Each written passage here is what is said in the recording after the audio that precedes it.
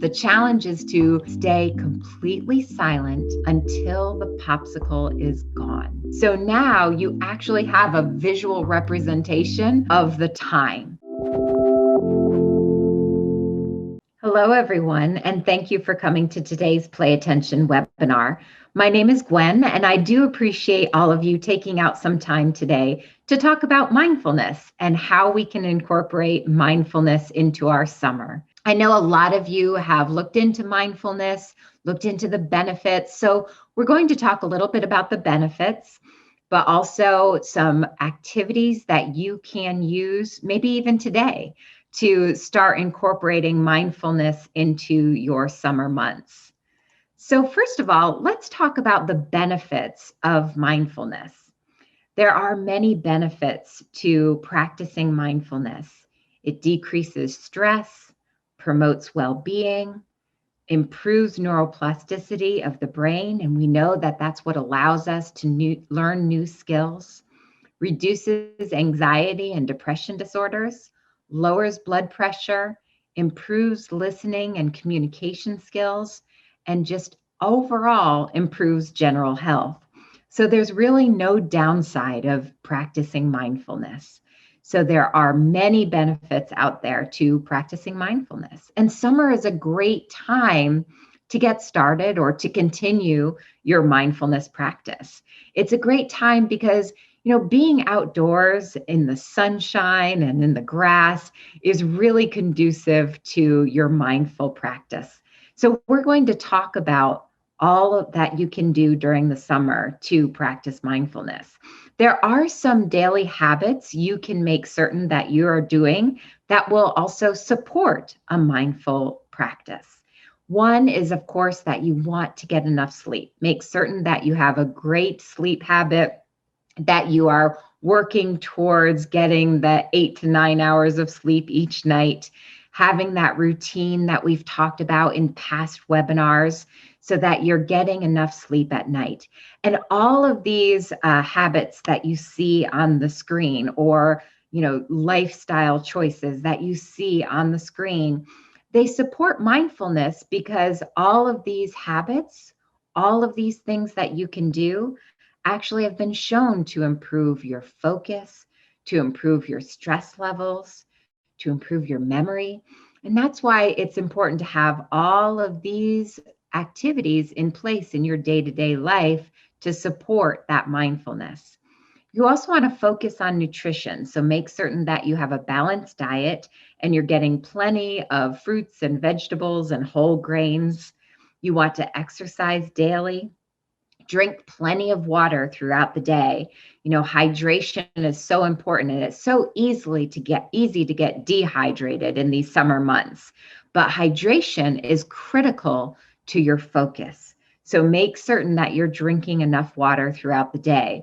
They used to say, I think, 8 glasses of water a day, but now they've really simplified it and said, when you're thirsty, have some water. So just make certain that you're staying hydrated. Have a relaxing morning routine. Your morning sets the stage for the rest of your day. So if you are constantly getting up and you're harried and it's hectic and you're rushing out the door, then the rest of your day is going to follow suit, right? So really try to focus on having a slow, easy morning where you have some time to transition from sleep into that day. And one of the best things you can start doing is stop looking at your email as soon as you wake up. Don't grab your device. The very first thing you do when you wake up should not be grabbing that device. Just give yourself some time to transition smoothly. So start looking at that. How can you, and this may even mandate that you get up 15 minutes earlier, just so you have a little bit of quiet time where you can calmly and slowly focus and transition into your day. Also, you want to designate device-free zones or times throughout your day. A great device-free zone is your bed. You could make your bed a device-free zone. So no devices at bedtime, but also maybe your bed is your sanctuary and you don't have devices in that area. Maybe there are certain times of day, especially around meal times, where you put the devices away and you don't have that added distraction. So these are just some daily things you can do to support a mindfulness practice. Now, there are some guidelines because we're going to talk about some different mindful activities. And so these are some guidelines for all of your mindful activities. First and foremost, again, no devices. Devices are such a distraction. And many of you are going to be doing very short mindfulness practices, maybe only about 10 minutes. So it's okay to turn your phone off and put it in another room while you do your mindful practice. You want to hydrate before the activity, wear comfortable clothing, use a timer if appropriate. Especially when we get started on practicing mindfulness, we have difficulty really knowing how long we should do each activity. Even if you just do 5 minutes, that's great. And then you can gradually build yourself up over time. But in order to make certain that your mind isn't on time, right? If you're starting a mindful practice and you're thinking about, I wonder how much time has passed, that's going to defeat the purpose, right? So make certain if you're just getting started or if you're teaching your child or your client some different activities, set a timer so that they're not wondering about time and there's a definite beginning and end to the practice. Make certain your environment is safe. So simply select your environment based on the activity that you're going to do. No judgment. And by that, I mean no judging yourself, right? In the middle of your mindful practice, you don't want to be thinking, oh, I'm so bad at this. I can't, my mind is wandering, and you start judging yourself. No judging. Just do the best you can and enjoy the moment. Also, if you are doing the practice with a friend or a family member, we talk about in these activities some reflection at the end. So if you're going to do some verbal reflection, make certain that you save that for the end of the practice. So you're not chatting during the practice.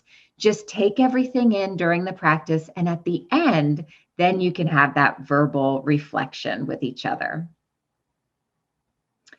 Each of these mindful activities are designed to help you stay in the present moment, pay attention to your body and your mind, and also understand your feelings.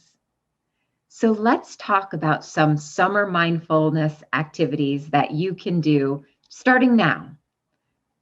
First, a mindful walk in the grass. This is a great activity, and it really is the most relaxing thing you can do. Mindful walking is simply walking while being aware of each step and each breath. Now, if any of you are registered for our summer camp, next week, on week 2, we have a full mindful walking presentation. And I actually walk through the woods and walk you through that mindfulness as I'm walking through the woods, giving you an idea of how you can do this on your own. But here I'm talking about maybe not just walking through the woods, but actually walking through the grass. If you can practice this barefoot in the soft grass or maybe on a beach, take time to notice the feeling of the grass on your foot and the sand between your toes. It's been said, and many people report, that when they walk barefoot in the grass, this is known as earthing or grounding. And some of you may looked into this a little bit in the past. But earthing or grounding is when you are actually attaching, you're bringing your body closer to the earth. So oftentimes that is just walking barefoot on the earth. And many people report that that has a lot of health benefits, decreasing anxiety, decreasing stress levels, helping with pain. So it's a really nice practice to try and see if that works for you.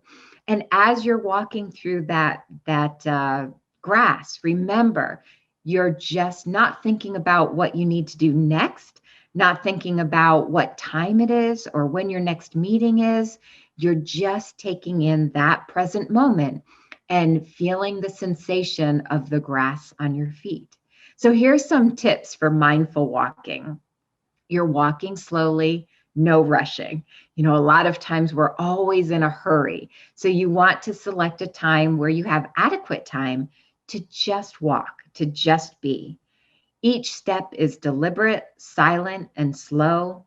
You want to notice the sensations as each part of your foot touches the ground. What part of your foot touches the ground first? Which touches last? Notice the different sounds as your foot moves across the ground. Stay relaxed and calm. There's no hurry. There's no place to go. Simply focus on each slow footstep and breathe as you go. So that is just a practice. And I know it seems when we walk through it or we talk through it that it seems like that seems pretty simple. But you have to keep all of this in mind and make certain that you are staying in the present moment. And that's why we're talking about everything that you can start noticing. And I tried this last night just as a test of my own ability to walk mindfully. And it was funny, the things that you do notice. I walk this one path all the time at night. And I actually noticed that this tree that I've passed a million times has these enormous leaves on it that I've never noticed before. So it's really interesting once you really become present and you're in the moment, the things that you notice that you've always taken for granted. And keep in mind too, if you don't have the ability to walk in the grass, because not all of us do, you can still do this activity. You can do this activity on a city sidewalk. You can do it at the park. You can do it in your house or your apartment. And just as long as you're taking in that moment, you can do this mindful walking wherever you may be. Blowing bubbles. This is one of my favorite activities, especially for kids, because we want to use this activity to help focus on deep breathing. So this activity is fun, and it's a really good way to teach, especially younger children, how to do that deep breathing. And we know that deep breathing is really important because that will really settle your mind. So for this activity, you need bubble solution, a bubble wand, and a nice area where you can blow your bubbles. You can buy your bubble solution or you can make your own. And I found, you'll notice that there's a link there on my screen because I found a really good source, do-it-yourself source for making bubbles. And they have all different types of easy solutions that you can make. Some of the solutions make more colors, some are stronger. So if you would like that source, I'll include this as an ebook at the end of the webinar with the recording so that you'll be able to look up some of those bubble solutions and make your own. That's a fun activity for yourself as an adult, or if you have children, or with your clients. Before you start, before starting, think about mindful breathing and focusing on your breath. And again, remember, deep, slow breathing focuses and calms the mind. So we're going to talk about how to be the bubble. And there are just some easy steps. And I would recommend reviewing these steps before you do the activity. If you're doing this by yourself, just review these steps before you start. Of course, if you're doing this with your child or your clients, of course, you don't want to talk a lot during the activity. So maybe demonstrate it one time and talk them through it, and then let everyone have some time to just do this activity. And this is a good opportunity for you to maybe say, we're going to do this for 10 minutes and set your timer to 10 minutes. And then after the 10 minutes is over, you'll have your reflection, and then you can just blow bubbles and have fun and just do your bubbles as you usually do. But first, let's start with be the bubble. In order to do this activity, dip your wand into the bubble solution. As you breathe in, you're going to focus on your lungs filling with air. As you blow out, you're going to feel your body release that air. And when you're releasing the air, of course, you're watching the bubble fill with the air you're breathing. Now, notice how the bubble starts to grow and take shape. Watch as the bubble releases from that wand. If you think about it, if you haven't done this in a while, remember how it kind of closes and it releases from the wand. Watch the bubble float away and enjoy the flight pattern as the winds change. Notice how the colors in the bubble change as the light hits it in different angles. And as the bubble floats away, and this is why you're only going to do one bubble at a time, not like we usually do when we just flail the wand around and make lots of bubbles, which is a fun activity, but you can do that at the end. When you're doing this activity, slow and deliberate, right? And as the bubble floats away, let your thoughts regarding the past or the future float away with it. Be in the now and enjoy the moment. This is also a great activity if you have younger children, but it's a good one for adults as well. We can all enjoy these activities because they are summer centered and they're just a lot of fun and really relaxing when you start getting into the activity. And remember, doing these types of practices are teaching you. You're doing it in a fun way, but they're really teaching you how to stay in the present moment. So the popsicle challenge, the challenge is to stay completely silent until the popsicle is gone, until you have eaten the entire popsicle.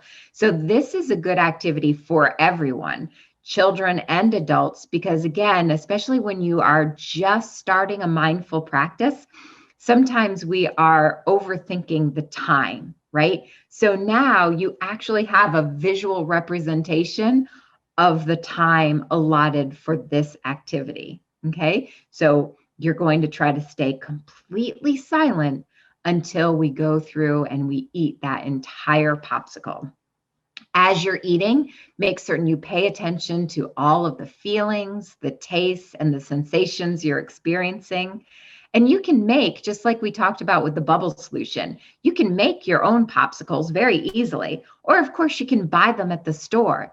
But make certain you get popsicles that have different textures and different flavors, because that will enhance this particular experience. And then, of course, at the end, we're going to have that time for reflection.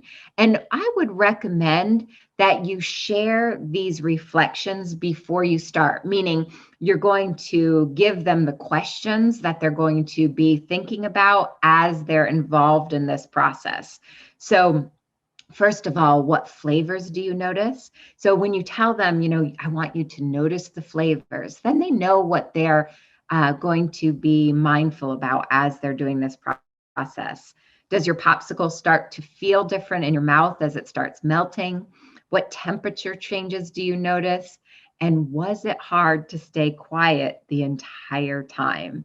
So a great activity where you're practicing that mindfulness, practicing that silence, and focusing on the experience. Cloud watching. This is a great one. And, we all tend to do this from time to time, just naturally, right? We kind of look up at the sky and we get involved in looking at the different shapes. But let's make this into a mindful activity. So you want to choose a nice day where there's, a good scattering of clouds in the sky. And you can sit at your window, or you can go outside and just lie in the grass. Look up at the sky and watch the clouds. And then your reflection. Can you spot any shapes? Do any of the clouds look like animals or people? How do the clouds shift and change as the wind changes? What colors do you notice? A lot of times when you're looking up in the sky, you'll notice lots of dark areas and then some bright areas. So what different colors do you notice? Oops, sorry about that.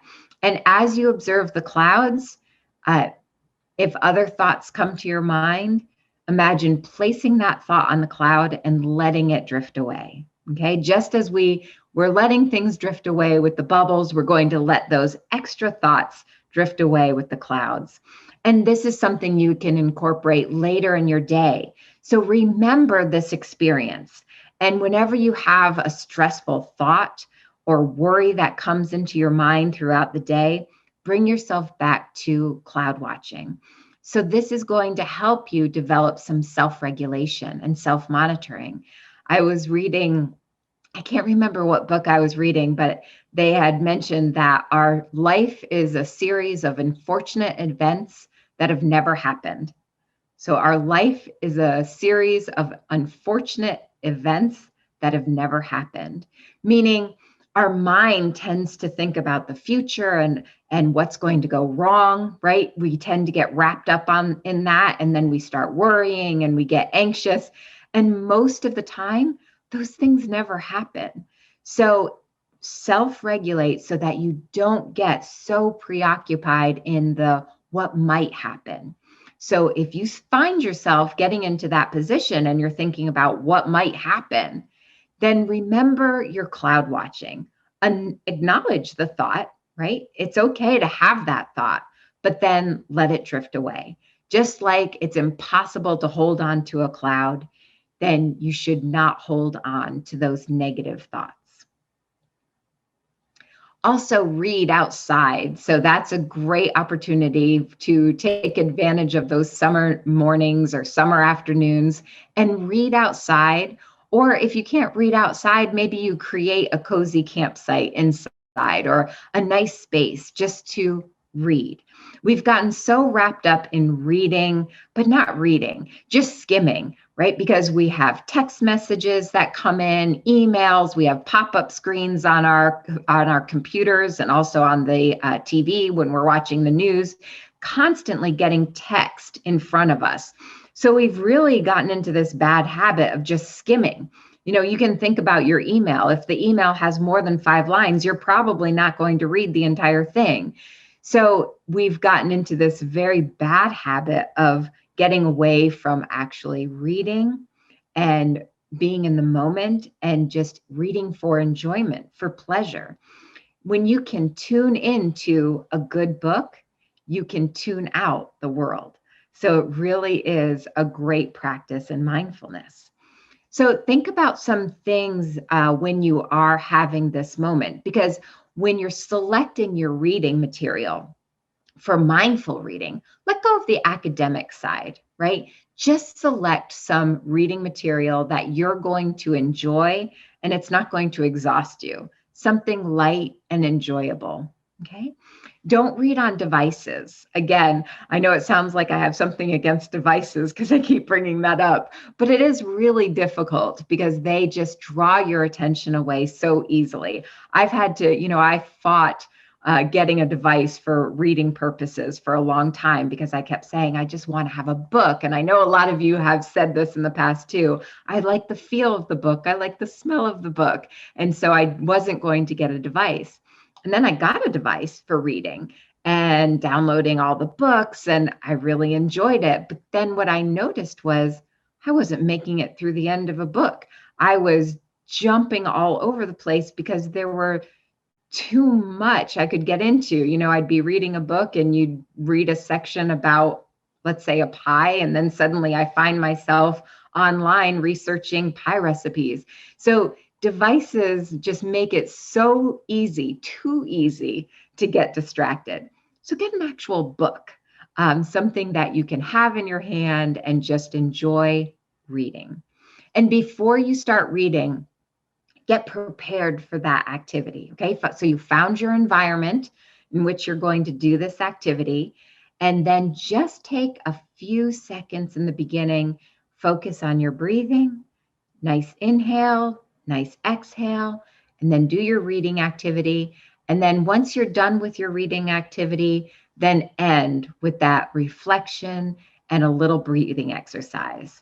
So reading for enjoyment, reading for mindfulness, just outside or in a nice space that you've created inside. Now, finally, a mindful Zen garden or sandbox. So Zen sand gardens, I know many of you have seen these, and they have even desktop ones that you can get. They are meant to help increase mindfulness and meditation. They're designed to evoke the feelings of calmness, improve your focus, and your patience. And actually, they're very easy to make. They don't have to be fancy. So let's look at how you can create your own Zen sand garden or Zen sandbox, whatever you would like to do. So you will need, of course, a box, and it could be miniature, because I've seen little tiny ones, or you could have large. You could even do it outside. If you have a sandy area, you can do it outside as well and create a really original Zen garden outside. You'll, of course, need some sand, some clean sand, and a utensil such as a rake. If you don't have a rake, you could use a stick, whatever will work for you. Then once you have your box of sand and your rake, you're going to use the rake or the stick to create swirling patterns in the sand.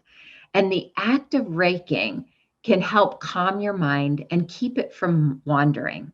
So you're going to simply enjoy the act of creating new designs and notice how the sand feels when you're raking, how the pattern emerges and changes, but you're not planning out the pattern. Just enjoy the moment and do the pattern as it comes.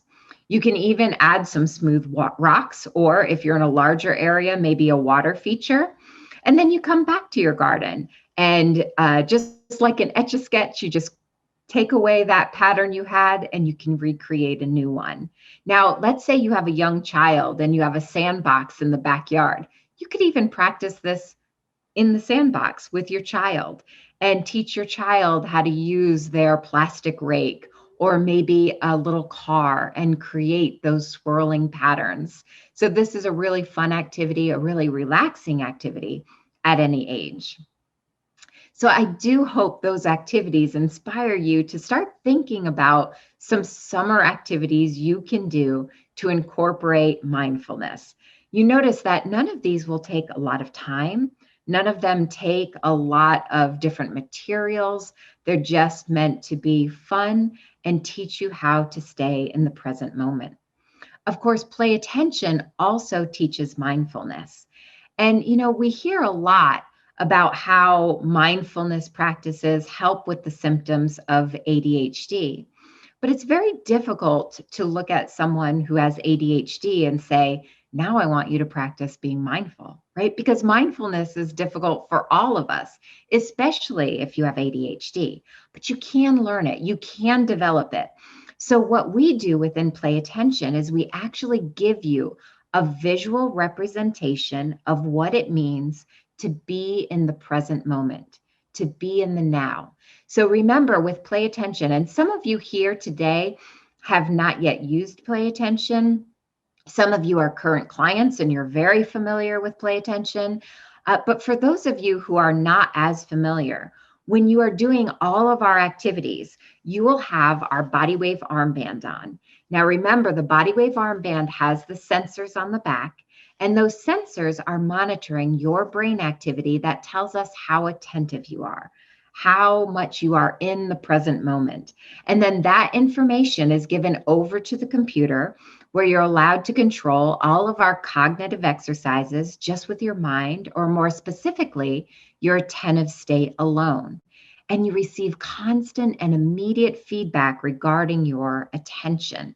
And many of the activities we're working on cognitive skills that support executive function, such as sustained attention, visual tracking, task completion, auditory processing, social skills.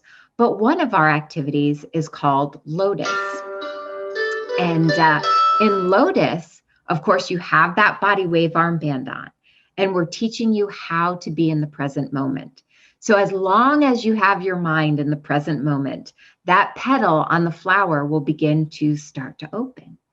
But if you start thinking about what's for dinner, what time is my next appointment, what do I have to do in order to prepare for my meeting, then that petal is going to start to close, and you have to bring your mind back to the present moment in order to continue, in order to open all of the petals on the flower.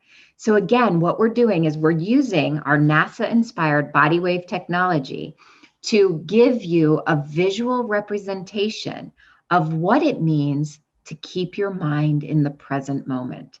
So it's a great exercise. And if any of you here want more information on that particular exercise, especially if you're a current client and you have not yet incorporated that into your program, just make certain you type in Lotus in the chat box and we'll follow up with you regarding that.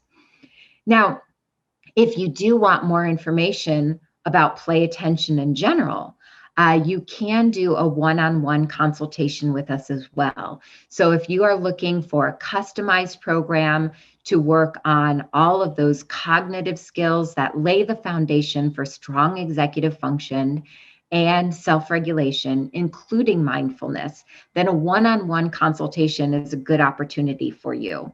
What we do during that time is first assess your needs. So we want to hear from you. We want to hear, your different strengths, what you're good at, what your child's good at, what your clients are good at, what you want to improve.